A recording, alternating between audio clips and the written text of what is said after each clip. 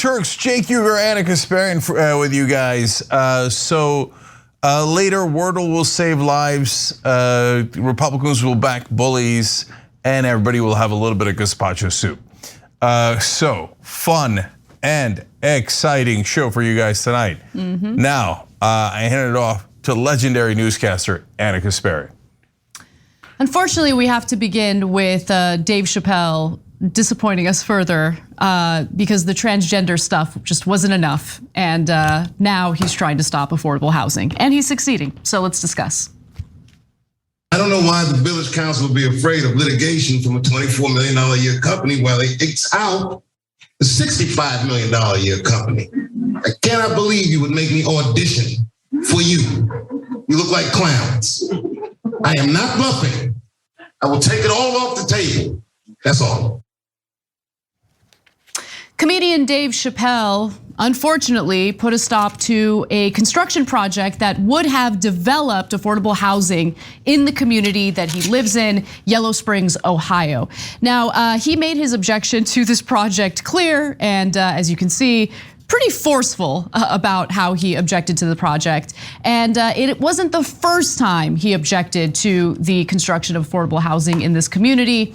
And obviously, let me be clear, there are other community members who attended that meeting who were against it as well. Now, just to give you some background and context, the village initially asked for the development to advance affordable housing in the village, including an area that the village would later be able to develop into affordable housing, as well as more duplexes and townhomes. After complaints from numerous residents, including comedian Dave Chappelle, Village Council voted 2-2 with one abstention on the revised planned unit development zoning. So what does that mean exactly? Well, the developer here, known as Oberer Homes, can move forward with a new development in Yellow Springs, but without the affordable housing component initially promised to the village. That means the zoning reverts to what was previously approved. 143 single family homes on the lot, with the homes starting at about $300,000 according to village documents. Initially, the development would have included the land that would be allocated specifically for the affordable housing to be built at a later time, which, to be honest with you, that wording I was a little skeptical about. Like, why not get started with the affordable housing immediately? Why are they planning on getting to that later? You know, that raised a few red flags for me. But members of the community, including Dave Chappelle, seem to have a problem with the idea of developing that affordable housing, and also, housing that would include duplexes, fourplexes. You get the point. Yeah. All right. Well, I guess he's jumped the shark. So this is terrible. So he's enraged that people that aren't incredibly wealthy might live next to him. So he won. Congratulations, Dave. So now there's going to be 143 single-family homes, and only single-family homes. If you can't afford a home like that, that's your problem, not Dave's problem. And each of those houses start at least $300,000. Okay. And so no poor people for you, all right? So congratulations, Dave Chappelle, champion of the incredibly wealthy and the business owner, CEO Dave Chappelle throws up. By the way, that's exactly the kind of threats ExxonMobil and other companies do. Hey, if you don't give us exactly what we want, we'll end our business with you. So he must be so proud. And then what was that stupid line about, I'm not gonna audition for you? Hey, it isn't about you, jerk. It's about people who could have actually had a nice home there. And by the way, even for your side, right? This is called democracy. Okay, you participated. I'm happy about that. That's the only thing I'm happy about in this story. But he makes it sound like, oh, the city council is doing this to him, and they made him go and speak there. Like when they should already know that a wealthy baron has already spoken. How dare you have me come out here and audition for you? So I'm gonna pull my $65 million from you. Do you know how wealthy I am? Shut up, Chappelle. You've become disgusting now. Yeah, well, let me give you context in regard to what he means, right? When he brings up the $65 million, he also mentioned, I think $24 million in litigation. I'm guessing that he's referring to possible litigation if the council votes to undo what they had originally planned on doing, which is building the affordable housing along with multifamily homes, so duplexes and all of that. He's basically saying, look, if you're worried about that litigation, cool, but remember, I'm investing $65 million into this community, and he's doing so by building a restaurant, the Firehouse Eatery, and also a comedy club.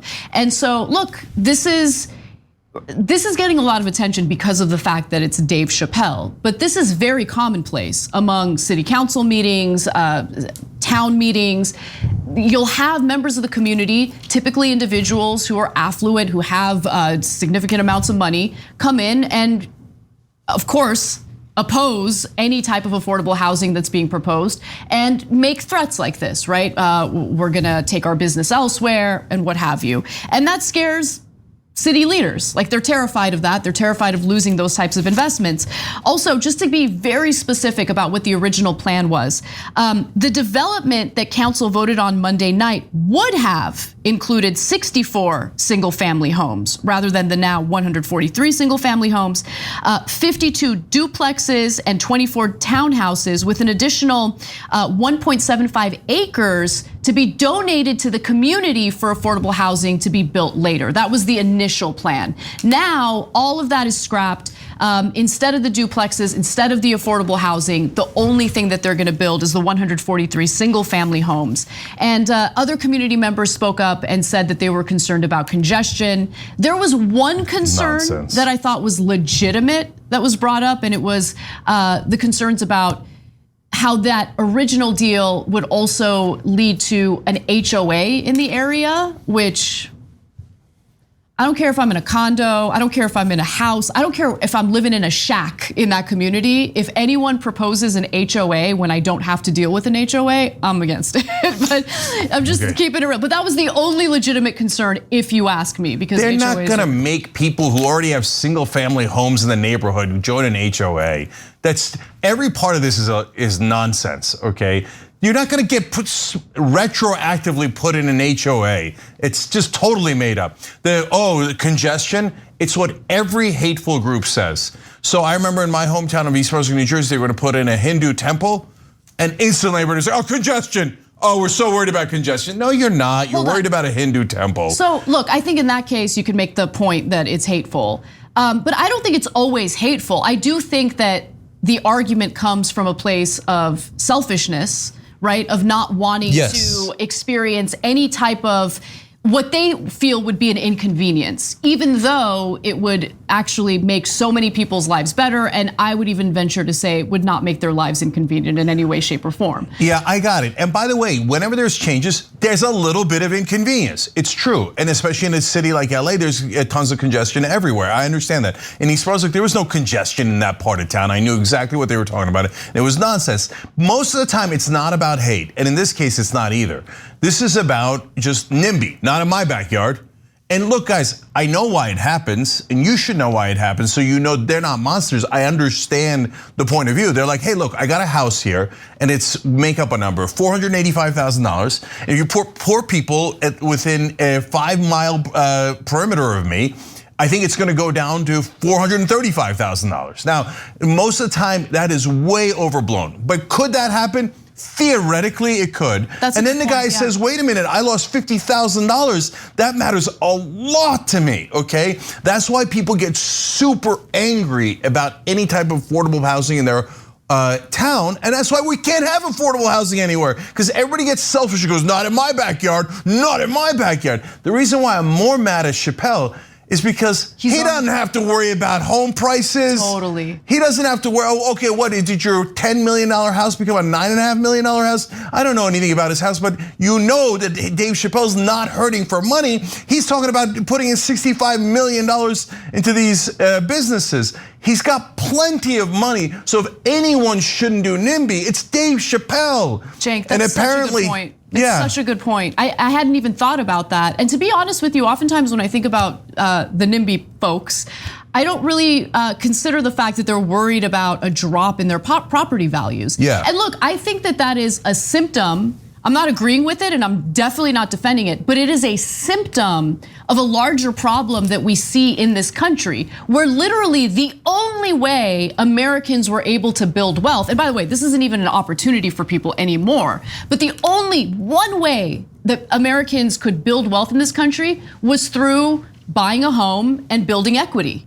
And so that's why they're so protective of it. Like, I understand the logic behind it, not defending it, but it shows that there's a problem when people just see this one avenue to build wealth for themselves and their family, and there's no other opportunity available. You get what I'm saying? Yeah, 100%. And so it's an incredibly selfish act. And if you're in the middle class, I understand why you do it, even though it's deeply frustrating.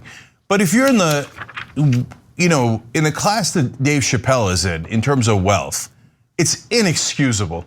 And it's clear now that he has rich man's disease. And so this is exactly what billionaire NFL owners do. Well, I could take my team to another town unless you build a massive stadium for free for me. I'm gonna take all the profits, and I want the taxpayers, poor middle class and otherwise, to pay for my stadium that I will take profits off of, because I am rich and I deserve everything, right? And I mentioned ExxonMobil earlier because, by the way, there's a very similar case, a little bit different, but you'll get the point. Former CEO of ExxonMobil, Rex Tillerson, who was also Trump's Secretary of State for a short period of time, did fracking all across the country, made gazillions of dollars off of it as the CEO of ExxonMobil. When they were gonna do fracking near his house, he said, not in my backyard, fracking is dangerous. Oh, okay, so it's not dangerous when you do it in our backyard, but when all of a sudden it comes next to a rich man's house, and a guy who's made, I don't know if it's tens of millions or hundreds of millions of dollars from fracking, then turns around and says, not in my backyard. So congratulations, Dave Chappelle. Now you're in that category of people. So Dave Chappelle responded to all the backlash he's receiving through a spokesperson. We'll get to that comment in a second, but I just want to note that this isn't the first time he has voiced his objection to the development of affordable housing in that community. In fact, according to the Dayton Daily News, in December of 2021, Chappelle noted he was invested or had invested millions of dollars in town and said he was adamantly opposed to it. If you push this thing through, he said, what I'm investing is no longer applicable, Chappelle said. Now, a spokesperson did respond to calls for some statement. There has been a lot of backlash. And here is what Carla Sims, the spokesperson, has to say. Dave Chappelle didn't kill affordable housing. Concerned residents and a responding village council killed a half-baked plan which never actually offered affordable housing. Nonsense, right. Lie. There's more. Neither Dave nor his neighbors are against affordable housing. However, lie. They are against the poorly vetted cookie cutter sprawl style development deal, which has little regard for the community, culture, and infrastructure of the village. The whole development deal, cloaked as an affordable housing plan, is anything but affordable. 3 out of the 143 lots would have been for future affordable housing. The rest of the homes were to be priced between $250,000 and upward of $600,000 in Yellow Springs and in many other areas or places. This is not considered affordable housing. So then, Dave, did you go and make it? I say Dave as if I know him, but I don't. I just want to be clear. But Chappelle, did you ever fight for affordable housing that was real affordable housing in your opinion? Did you ever make it clear before you got blowback that I'm actually for affordable housing, I just don't think this is affordable enough? Did you push forward that project? Did you ever explain that? Did you ever clarify that? No, you didn't. All you said is, I don't want no goddamn affordable housing near me. I'm rich now. I don't want the affordable housing near me. Put it next to other people, maybe poor people. So screw Dave Chappelle. Look, guys, these guys get in a bubble, right? And then they have other rich friends and they all get together and they're like, oh yeah, man. Oh, being rich is, we're the victims. We should put him in that billionaire rich men crying compilation now, right? Oh no, the wealth estate tax. Oh, the wealth tax is the worst thing in the world. Oh, poor people or middle class people living next to you is the worst thing in the world. And they all agree. They're all like, oh yeah. And they slap each other's asses. Oh yeah, you're so right. Being rich is awesome. Being poor sucks. Let's kick him out of town. Shut up, Chappelle. Go in and hang out with your right-wing rich friends now and enjoy that. No interest. Yeah. And by the way, it hasn't been funny in years and years. Like, people are laughing there. Why? Because he's a celebrity and you think he's gonna be funny. He was just yelling at poor people. What was funny about that? All right, we're gonna take a quick break. When we come back, the latest twist in the congressional lawmakers engaging in insider trading, some of them are now speaking out very openly against any proposal that would ban them from trading individual stocks. We'll give you those details and more when we come back.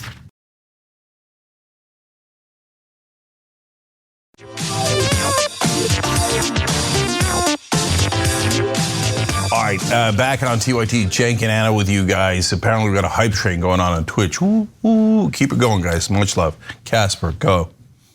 The one thing Democrats like Senator Tommy Tuberville and some Democrats agree on is corruption, including the ability to trade individual stocks. In fact, Tuberville was recently asked about proposed legislation that would ban members of Congress from being able to trade individual stocks. And you'd be surprised, right, that he is 100% against it. He's very transparent about how much he opposes it and says this: I think it's ridiculous. They might as well start sending robots up here. I think it would really cut back on the amount of people that would want to come up here and serve. And look, to be honest, that's kind of the point. If being a member of Congress is something that draws individuals because they know they'll have insider information and they can trade individual stocks, maybe we don't want those people representing individuals in their district or their state. He also says that, the truth is members of Congress, Cenk, they're really struggling. They're really struggling. He says, I've been surprised since I've been up here. We got people sleeping in their offices. And, he's amazing because he's just kind of brazenly saying, like, I thought everybody here was rich like me. And I thought we were up here to get rich. And it turns out some people are sleeping in their office. What's wrong with it? What are they trying to represent the people? No, get out there and make some money, man. We got all this insider information. Tommy Tuberville is one of the most right-wing guys in Congress. And he's one of the biggest Trump supporters there are. He was an integral part of supporting Trump during the coup. And he's of the ideology that, yeah, of course I'm for the rich. I'm rich. Of course I'm gonna come up here and use everything to my advantage and take advantage of the suckers who elected me. Look, what do the people of Alabama want? Why did they elect me? Okay, make sure black people don't have rights and the rich get tax cuts. Well, that's what I'm doing. So mission accomplished. Now give me the money. Give me the money. And what are you gonna do? Defeat me in Alabama? Democrats aren't gonna win in Alabama. We just say, black people, boo. And you'll reelect me no matter how much of a crook I am. So you shouldn't take what he says about members of Congress at face value. They are not poor, they are not struggling. The salary for a US Senator as of 2021 is $174,000, but that's nothing, that's just their salary. In fact, Congress has quite a few millionaires. Let's take a quick look at the richest senators according to data from 2018. And this is based on financial disclosures, which by law they are supposed to file. So Senator Rick Scott, $259 million in 2018. He made most of that money ripping off Medicare, largest Medicare fraud in history, a total criminal is a senator from Florida. True, but their wealth continues to grow. In fact, their wealth grows at a faster rate than other individuals invested in the stock market. They always beat the stock market, right? And the reason why is because they're privy to information that we are not privy to. And also, it's a huge conflict of interest because these are lawmakers who are supposed to make legislative decisions that would impact the very corporations and companies they're invested in. So do you think that they would pass a regulation, for instance, that's sorely needed, but would hurt the bottom line for these corporations? That would mean that the value of the shares they're invested in would go down and they would lose profits. So it's a huge problem. And yeah, let's go back to that graphic because Mark Warner, this is not a Democrat or Republican thing, right? You got Mark Warner, $214 million, he's a Democrat. Senator Mitt Romney, notoriously wealthy, $174.5 million. You have Senator Mike Braun, $136.8 million. Like, these are not hungry individuals, okay? Or not hungry in the way that we would think of it, like where they're struggling and they need to sleep in their offices because they have no other choice. That's a joke. Now, he's also one of the biggest violators of the relatively toothless Stock Act. The Stock Act doesn't prevent them from trading individual stocks. They just have to disclose their stock trades. And apparently Tuberville has violated the Stock Act, which prevents members from using non-public information they learn in their official capacity for personal benefit. A whopping 132 times, accounting for $894,000. So he's got a dog in the fight, Cenk. Yeah, he's a right winger, so he thinks I'm above the law. Right wingers can just break the law anytime we want, and it won't matter. And in this case, he's right because almost everybody in Congress is a criminal. So they're like, oh, why would we? If we punish Tuberville, we'd have to punish Nancy Pelosi. We're not going to do that. Nancy Pelosi is one of the richest people in Congress. So is Dianne Feinstein, and they let everyone off because if they prosecuted them, they'd have to prosecute themselves. So the Democrats are super happy to say, oh, Republicans, you didn't do anything wrong. Keep on robbing people with insider information. You know what the chances of a random group of people always beating the stock market is? Zero. Right. Okay. No, the only way that you always beat the stock market, and not just one person, but a collection of people, is if you have information that other people don't have. You have an unfair advantage. By the way, that's not the free market. And right-wingers don't believe in the free market. They love a rigged market. Tuberville's like, oh, you rigged it to my advantage? Why would I give that up? Of course, I'm gonna rob you for more and more money. And so Richard Burr, by the way, made $1.6 million off the stock based on insider information on COVID. And you know what the Justice Department did? Nothing. They let him off. Why'd they let him off? Because he's among the elites. If they punish Richard Burr, they definitely have to punish Democrats, okay, and they don't want to do that. He is being investigated. So no, the Justice Department announced in January that it would not file charges against him. Of course, investigated my ass. Wow. That was a cover your ass operation. Are we investigating Richard Burr? Oh yes, we are investigating him. Wow. Okay, Nancy Pelosi, we are really busy investigating him, right? What a waste of time. I know, Justice Department and Nancy Pelosi are not supposed to talk. Yeah. The Biden administration, filled with rich people who constantly do insider trading, are not gonna prosecute Republicans who do the same thing. Well, we're not done yet because there is a Democrat in the House of Representatives who also spoke out pretty openly about her objection to any legislation that would ban members of Congress from trading individual stocks. This time we're talking about Representative Elaine Luria, who is a very proud, moderate Democrat. And so while speaking to Punchbowl News, she said this: you know, I think the whole concept is BS because I think that why would you assume that members of Congress are going to be inherently bad or corrupt? It's hilarious. So I'll show her why in just a second. She's obviously pretending like she doesn't know why, but the rest of her statement is, we already have the Stock Act, again, toothless, and all it really does is force them to disclose their trades. Hey, clown. Tuberville just violated it 132 times and nothing happened. You think you have the Stock Act? No, you're a liar, and I don't care that you're a Democrat. Oh, we have the Stock Act. There's no enforcement of it at all. It's a goddamn joke, and you know it. the people that you're electing to represent you, it makes no sense that you're going to automatically assume that they're going to use their position for some nefarious means or to benefit themselves. No. So I'm very strongly opposed to any legislation like that. Well, look, what led to the Stock Act was the nefarious behavior of members of Congress. Now, the Stock Act is nothing to write home about. As I've mentioned a billion times, it doesn't really do much. It's toothless. There's no real enforcement mechanism, especially in the House of Representatives. And I want to remind you all of, again, what transpired in the lead up to the Stock Act. Market moving information, and they're going to act on that information. I mean, information is king. A groundbreaking 2004 study by a group of professors and researchers examined the records of US senators between 1993 and 1998.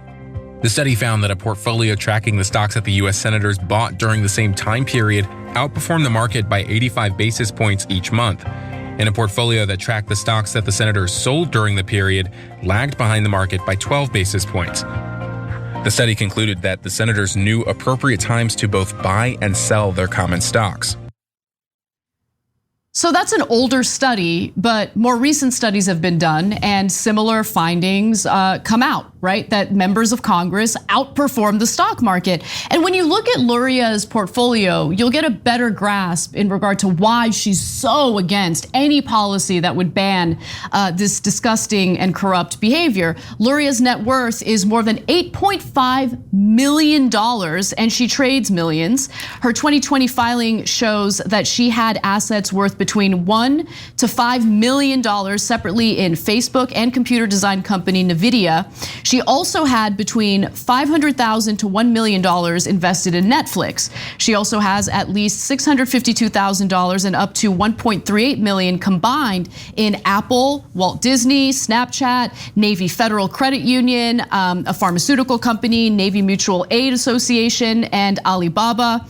Luria and her husband Robert sold on March 31st, 2021, between $250,000 to $500,000 in Alibaba stock and purchased $250,000 to $500,000 of Uber stock the same day. Like, this is what they're engaging in. So let me just ask you guys, do you think that Luria and her husband are interested in any policy that would prevent them from investing in these companies that, again, Luria likely has a lot of information about and will make decisions about, especially when it comes to any type of regulation that could hurt these companies' bottom line? Okay, so by the way, they passed the Stock Act under Barack Obama, and he pretended that it was historic. The press pretended it was historic. It was toothless. We said it at the time. All of his so-called financial reforms were toothless. They refused to jail any bankers. And Obama was a gift from the heavens for them. A guy who pretends to do something, actually does nothing, and helps them cover up their crimes. So that's why he's such a legend in corporate media, and they hyped him up to be a demigod. So now Luria, now she's got $1 million in Facebook. You think she's gonna break up Facebook? Cost herself money on that $1 million? She's not gonna break up Facebook when she owns $1 million in stock in Facebook. Everybody knows that. So when she comes out like, how dare anyone accuse us of corruption? Why would you assume that? First of all, it isn't about you. It's about human nature. If you've got millions of dollars on the line, even really, really good people will do the wrong thing, right? And you guys all take combined billions of dollars in corporate donations for your campaigns. The only people stupid enough to not think that that's corruption is people who work as reporters in Washington. The rest of us all know that that's organized, systemic corruption. Those corporations don't give you money for general welfare, they give you money to buy you. And it is a very effective investment because you never ever oppose your donors. And of course, aided and abetted by CNN, I'll get to that in a second. But guys, remember what these guys did a little while ago. On the filibuster, they said the Voting Rights Act, so that every American can vote, we can end the insane gerrymandering, return back to democracy, make sure that fascists don't take over this country. No, the filibuster is more important. Did you know that a couple months before that, they actually got rid of the filibuster for lifting the debt ceiling? Now, I think they should lift the debt ceiling. But wait a minute, I thought you said the filibuster was sacrosanct and you couldn't ever get rid of it for any policy and you couldn't make any exceptions, but you did make an exception. Why? Because if they didn't lift the debt ceiling, the stock market would have crashed. And all of them have millions of dollars in the stock market. They weren't going to let their best friend and their own personal interest get in the way of that. So no voting rights for you, but millions for me. Yeah, that's why I get irritated by the annual faux drama about the debt ceiling. It's like reporters either have short-term memory or just are, I don't know, but anytime you see like a drama unfolding about, ooh, are they gonna do it? Are they gonna lift the debt ceiling? Rest assured, they will lift the debt ceiling, report on something else. It's a waste of time. I'm not even kidding. I don't know if reporters are schmucks or if they're in on it, but here, we have the CNN clip, right? Look, so this is how they hyped up Luria before. They're like, oh, the squad, they're getting a lot of attention, you know, AOC and the rest of the Just Democrats. So we'll pretend that there's another squad made up of conservative Democrats that people are really excited about. Right, and they refer to them as the badasses. So let's take a look at that video. Navy veterans Mikey Sherrill and Elaine Luria, Air Force veteran Chrissy Houlihan, ex-CIA officers Alyssa Slotkin and Abigail Spanberger.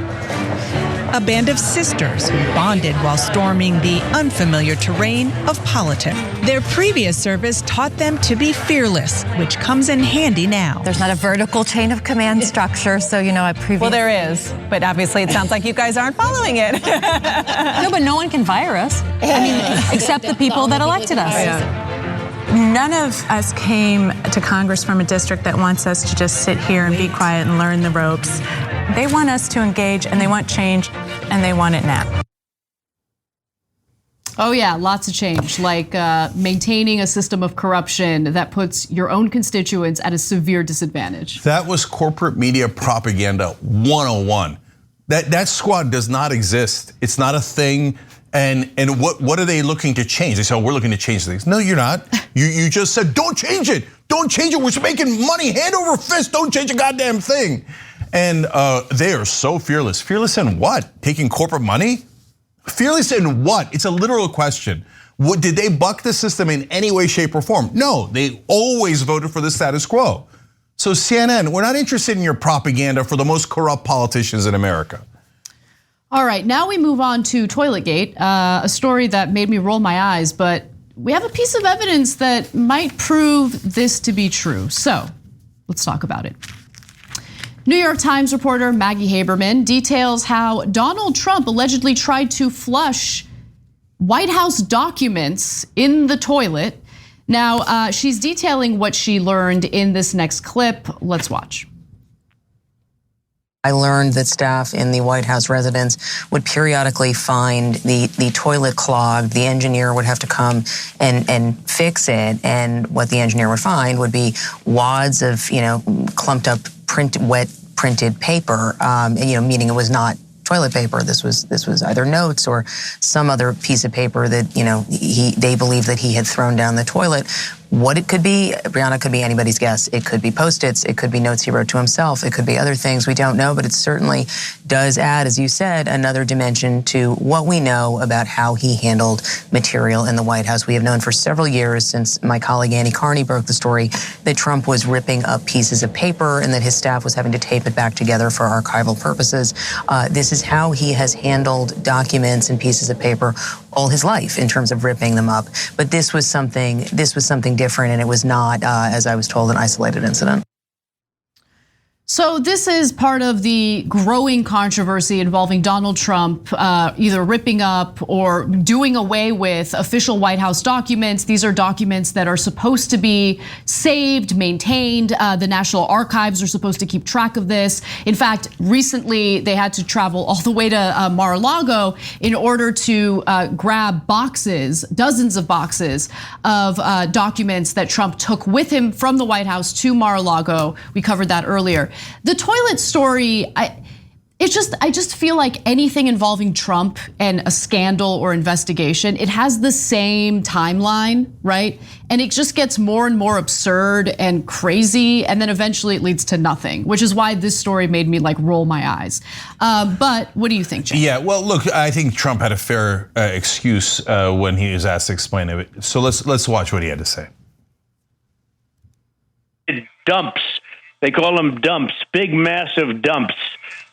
in Michigan and Pennsylvania and all over. If you take a look at, you just take a look at just about every state that we're talking about, every swing state that we're talking about, and they did these massive dumps of votes, and all of a sudden I went from winning by a lot to losing by a little. Okay. Oh, he meant for the ballots. I got you. Okay. So when he started talking about massive dumps on Pennsylvania, maybe Avenue, I thought maybe that was going to be his excuse. No, in reality, he actually put out a statement, and it was just as funny. He had misspellings in it, of course. He misspelled camouflage. It's not an easy word to spell. I don't care about misspellings, but what that shows you is this is the former president of the United States, and he doesn't have a single person who could just help him with a simple edit, right? And he said, oh, the documents with the archives, we had no problems at all, okay? We cooperated fully. Besides which, I looked into it, and I don't have to give him any of the documents back, and Clinton didn't either. Yeah, we have those statements. Should I read them? Sure, go ahead. Well, in regard to the flushing of documents, he denied that, saying, another fake story that I flushed papers and documents down a White House toilet is categorically untrue and simply made up by a reporter in order to get publicity for a mostly fictitious book. Which I gotta admit, I'm also getting very tired of the Trump-related books. Like, it's nonstop. No, I got you, yeah. But this is almost definitely true because of another clip we're gonna show you in a little bit. Right, the rest of his statement, or parts of it that I think are relevant, he said the media's characterization of my relationship with the National Archives is fake news. It was, I love how easy it is for him to just write anything off by saying it's fake news.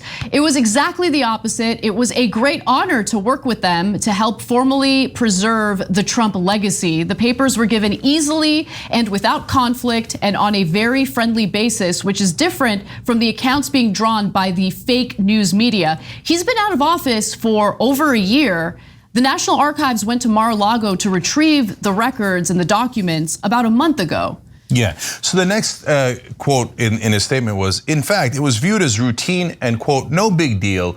In actuality, I've been told I was under no obligation to give this material based on various legal rulings that have been made over the years. If there was no controversy about you giving the papers over, why did you ask for legal rulings on giving the papers over? He's so dumb. You can't say, hey, you know what? There was no controversy. I gave it and said, I've been checking for a year on my legal rights on keeping the papers. So apparently there was a controversy.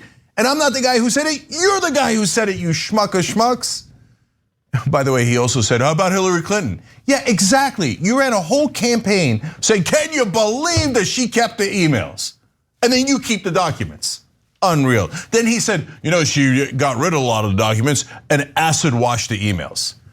There is no such thing as acid washing emails. You acid wash pants and jeans, not emails. I mean, maybe he was speaking figuratively. No, he doesn't know anything.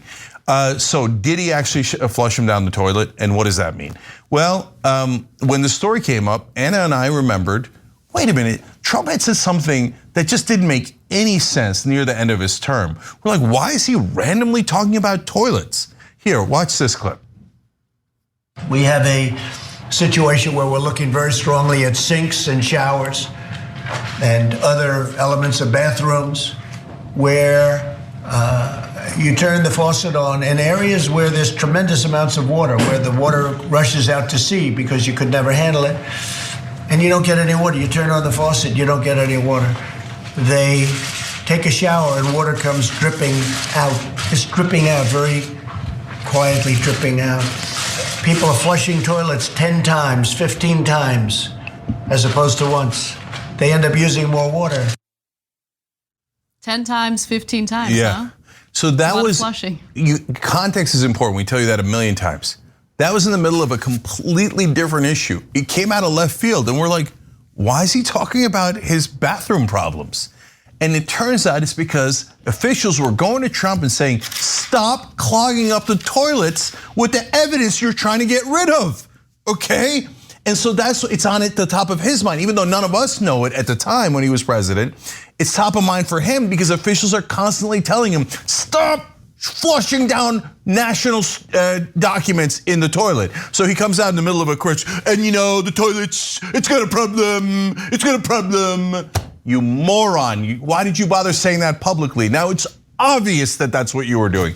And guys, I know right-wingers, you have no attachment to logic anymore. You hate the idea of someone being rational. But why would you flush papers down the toilet consistently? To keep them? Because you weren't worried about them? No, you do it to get rid of them. You know who does that? Someone who's guilty. It's so obvious if you weren't blind. All right, well, we've got a fun story coming up after the break. Looks like Tomi Lahren and Geraldo got into a bit of an argument, a heated argument in regard to the truckers demonstrating in Canada. Don't miss that story. We've got videos and more. Come right back.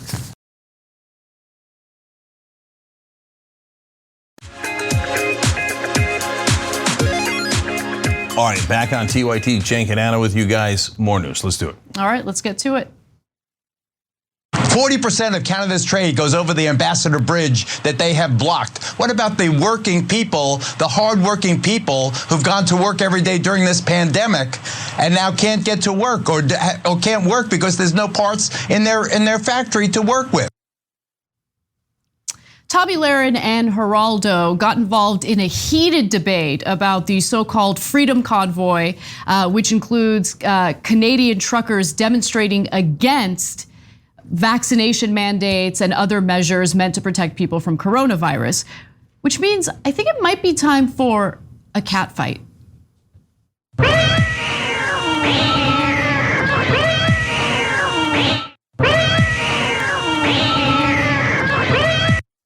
Now, what was fascinating about this exchange, well, there are many fascinating things. Number one, you have Geraldo on this streak of saying reasonable things on Fox News. I'm curious when they're gonna let him go because they don't really play with that. So we'll see what happens. But more importantly, Tomi Lahren has adopted a trend that we're seeing in the right wing where they co-opt populist pro-worker language and apply it to their own causes, when in reality, they're usually not there for workers when they're striking for better working conditions or for better pay. So without further ado, let's hear what Tomi Lahren had to say in support of these demonstrations in Canada.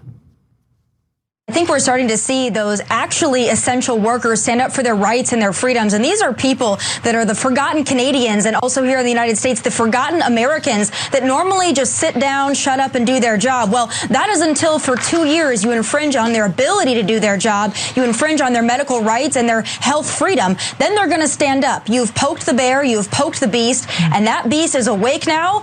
And people are going to listen. Governments are going to have to listen because these are the actual essential workers that can shut down Canada, can shut down the USA too. A new kind of shutdown that the elites will not be able to ignore. Listen, the demonization of the working class, the blue collar folks that keep Canada and keep the United States and keep the world running has to end. And this is part of the frustration. Yeah, I found that to be an interesting statement. What does actual essential workers mean? So when it comes to our frontline healthcare workers and nurses, the very individuals who have not gotten a single break during this pandemic, asking people, please get vaccinated, please, our hospitals are overwhelmed during every COVID surge due to unvaccinated patients, please get vaccinated. Do those essential workers matter at all? Because she keeps saying actual essential workers, and a common misconception that I keep seeing play out both in corporate media and among the right wing is that the demonstrators are blue collar, working class Canadians. Well, no, it turns out that a lot of them are actually the owners of the trucking companies. I'll give you one statement from Harold Yonker, who's a trucking company owner. He said this to BBC. We want to be free, we want to have our choice again, and we want hope, and the government has taken that away. David Dole from the Rational National was on the show yesterday, and he was talking about how this is mostly organized by the right wing, funded by the right wing, and the individuals who are taking part in this are in fact the owners of these trucking companies, and others have now joined in, but the people who have joined in are very much against regulations pertaining to COVID. Yeah, so look, people are complicated and this story is complicated, both for Geraldo and the story overall. So in terms of the convoy, there's parts of it that I love. And I don't know if that surprised you, but it shouldn't, because it's direct action and it hits people where it matters in economic interests. And that's why it's gotten so much attention, because once you affect the dollars and cents, it moves people, right? And of course, the part I don't like is that it's on the most absurd, useless cause, right? I want the right to make other people sick. That's the thing you got organized for? Jesus Christ. Imagine if we did a convoy for higher wages for truckers. That would get a lot of people's attention. Right. And then maybe we could have a conversation about that, and that would actually help all truckers, right? I mean, there's been so many strikes, and there's been a lot of labor militancy lately in the United States, and I haven't seen a lot of support from Tomi Lahren or anyone else on the right. And look, Cenk, to your point, whether we agree with the cause or not, I support protesting. So I'm not against the notion of these individuals going out there demonstrating and making their voices be heard, but it's the way in which they're carrying it out. The fact that they're going out of their way to harass people living in Ottawa who still want to wear masks, right? They want to protest in order to protect their freedom, but they don't in any way value or respect the freedom of other individuals who feel more comfortable wearing masks. Like, what is the issue here? And look, I think that Geraldo actually did a pretty decent job in debunking much of what Tomi Lahren had to say there. So why don't we hear his side of the story? Well, I think, first of all, that Tommy is way too kind to the freedom convoy, so-called. One man's freedom is another man's oppression. Their behavior has been nothing short of thuggish. In Ottawa, they've kept people in the neighborhood awake all night, revving their engines, blowing their horns. They've deprived Ottawa businesses of tens of millions of dollars. Now they're blockading the international bridges. They are laying off people, cutting their shifts short in automotive assembly plants, because they can't get the parts from Canada to the United States. They used their crowbars to threaten cops who were going to tow their trucks away that were blocking. They've told tow truck drivers that they'll remember them when this is all over. A clear intimidation tactic. To give them the mantle of freedom fighters is absolutely appallingly naive. Listen, the demonization of the working class, the blue collar folks that keep Canada and keep the United States and keep the world running has to end. And this is part of the frustration. I just like the adoption of rhetoric that's meant to value workers and protect workers. It really frustrates me, because again, like, where was Tomi Lahren when John Deere workers were striking? There's a concrete worker strike taking place in Seattle right now. It's been taking place for nearly 3 months. No attention on that 100%. At all, 0%. They're not in any way economic populists, okay? They think people who strike are bums usually. You know? Yeah, no, Anna, that's such a great point, especially about the construction workers, let alone so many other strikes that have happened that they derided. Okay, so in reality, look, there is one thing here that I'm happy about, which is that the right wing is beginning economic protests, whether they mean to or not, whether it's on an issue that makes sense or not. And the reason why that's a good trend is because when the left wing does it, the media just ignores it. They think the left wing is totally irrelevant and to be hated and treated with disdain. So the left wing does a teacher strike, a construction strike, any strike at all, and they're like, no, not gonna cover it. Nah, don't care. Oh, you're doing protests of pipelines, won't cover it for months, right? The right wing does a protest, they have to take it seriously, because they've been kissing right wing ass for decades. They don't know how to not kiss right wing ass. So they're like, oh, the right wing is doing, this must be serious and important. Let's give you both sides. Well, okay, good. Now we, on the other hand, are principled. Blocking roads, I think it's perfectly acceptable. Is it a giant pain in the ass? Yes, it is. But that's what a protest is supposed to do. It's supposed to make you uncomfortable, draw attention, so you go, hey, let's focus here. Harassing people, not acceptable. So the stories coming out of Ottawa where they're trying to rip people's masks off. There's a fire that was lit in an apartment building that was complaining about the noise at night, etc. That's typical right-wing lunacy and totally unacceptable. Yeah. And remember, I don't agree with their stance at all, but we're gonna protest too, and we also protest on things that matter: wages, healthcare, protecting your community, and sometimes we block roads. And we're considered, and when we do that, of course, the entirety of the media, 200% of the media says, how dare they? This is criminal and unacceptable. And Geraldo's also complicated because he's going with the pro-business line here. They're disrupting the beloved business, avenues for distribution, etc.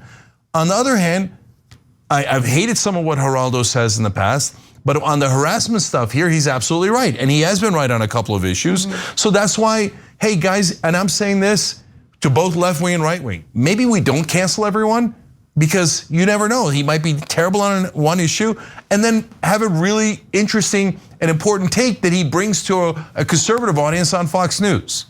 So I just want to respond to how corporate media doesn't cover certain protests while it loves to cover others. So they're all over this trucker thing. They've been covering it from the very beginning. But this isn't a labor protest, right?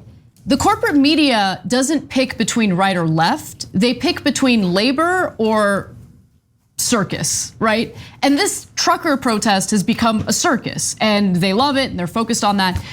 Look, the John Deere workers were not left-wingers. Let's keep it real. Yeah, that's a great point, but it was an economic protest. Yeah, that's against what I'm trying big to say. business. Yeah, that's what I'm trying to say. And like, big media will always support big business. That's exactly right, yeah. So, all right, with that said though, I want to fill in some more details in regard to what Geraldo was saying there.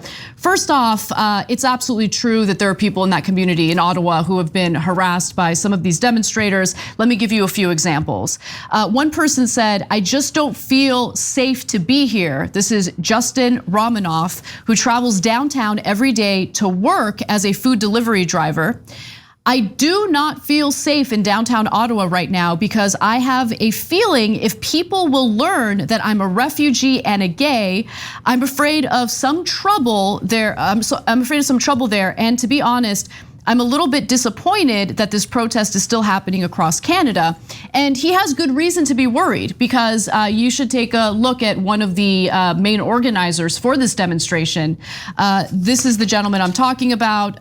Let's take a look at Patrick King. Trudeau, someone's gonna make you catch a bullet one day.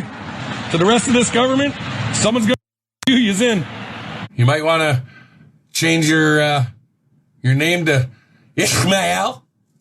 Or drop a bunch of change down the stairs and call yourself Chong Ching Ching Chang. Now you want to say, oh, the Indians' culture and everything. The natives' culture is a disgrace. It is 100%. That's right, Al. I've seen the mosque up in Fort Mac. Ladies and gentlemen, we are being overrun. The Anglo-Saxon people of Canada are our God-given culture. The Anglo-Saxon and the Francophones.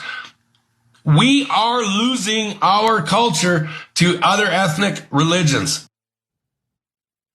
So when one of your main organizers has that kind of ideology, it's going to, look, fish rots from the head down. It's going to trickle into the demonstration itself. One woman, a nursing student living in downtown Ottawa, who requested anonymity over fears for her safety, told NBC that she had been accosted multiple times for wearing a mask by people appearing to belong to the Freedom Convoy. They're targeting anyone who's wearing a mask, anyone who's respecting public health policy. I myself have been accosted at least 3 times. I had one man try to rip my mask off. I've been screamed at. I've been told to go back to my country, she said, after someone heard her speak with an accent.